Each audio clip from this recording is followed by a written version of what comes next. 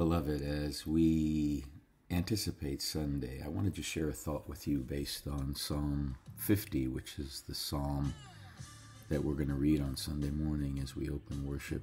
Out of Zion, the perfection of beauty, God shines forth.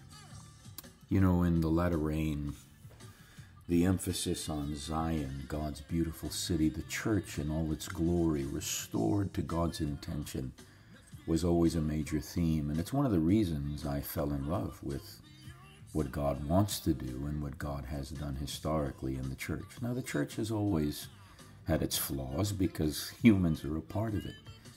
But there have always been moments in history where the church has been so pliable to what God wanted to do that God was able, through the church, to bear witness to principalities and powers of the glory that is part of who we are, because Christ in us is the hope of glory, and we are being built by God into a habitation of the Spirit, and together we are seated in heavenly places, far above all rule and authority and power, and every name that is named, not only in this age, but in the one to come.